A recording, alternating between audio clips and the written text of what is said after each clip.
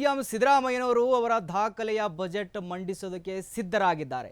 ಇವಾಗ ಸಿದ್ದರಾಮಯ್ಯನವರ ದಾಖಲೆಯ ಬಜೆಟ್ ಮಂಡನೆಗೆ ಕ್ಷಣಗಣನೆ ಸ್ಟಾರ್ಟ್ ಆಗಿದೆ.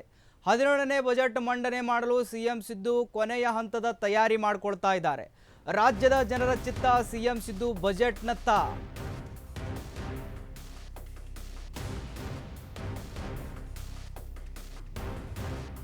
ಸಿಎಂ ಸಿದ್ದರಾಮಯ್ಯ ದಾಖಲೆಯ ಬಜೆಟ್ ಮಂಡನೆಗೆ ಕ್ಷಣಗಣನೆ ಸ್ಟಾರ್ಟ್ ಆಗಿದೆ. ಇವಾಗ 17ನೇ ಬಜೆಟ್ ಮಂಡನೆ ಮಾಡಲು ಸಿಎಂ ಕೊನೆಯ ಹಂತದ ತಯಾರಿ ಮಾಡಿಕೊಳ್ತಾ ಇದ್ದಾರೆ.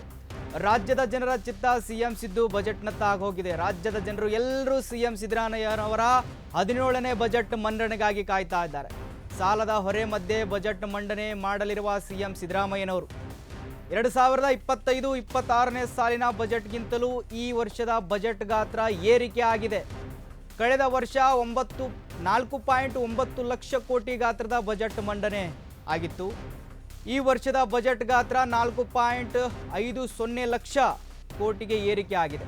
ಕಳೆದ ವರ್ಷ 1.5 ಲಕ್ಷ ಕೋಟಿ ಸಾಲ ಮಾಡಿತ್ತು ರಾಜ್ಯ ಸರ್ಕಾರ.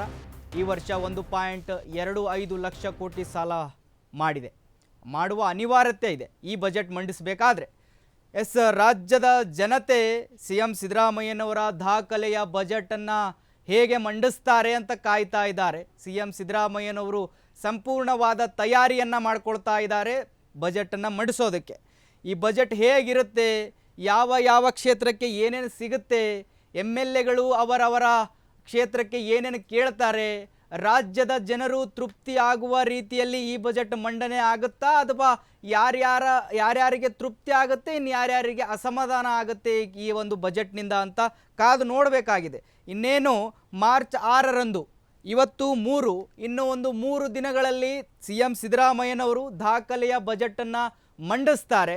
ಆ ದಾಖಲೆಯ ಬಜೆಟ್ನಲ್ಲಿ ಯಾವ ಕ್ಷೇತ್ರಕ್ಕೆ ಏನು ಸಿಗುತ್ತೆ, ಯಾವ MLAಗೆ ಖುಷಿ ಆಗುತ್ತೆ, ಇನ್ನು ಯಾವ ಕ್ಷೇತ್ರಕ್ಕೆ ಏನಾಗಲ್ಲ, ರಾಜ್ಯದ ಅಭಿವೃದ್ಧಿ ಅಥವಾ ಈ ಕ್ಯಾಪಿಟಲ್ ಎಕ್ಸ್ಪೆಂಡಿಚರ್ಗೋಸ್ಕರ ಎಷ್ಟರ ಮಟ್ಟಿಗೆ ರಾಜ್ಯದಲ್ಲಿ ಇವರು ಹಣ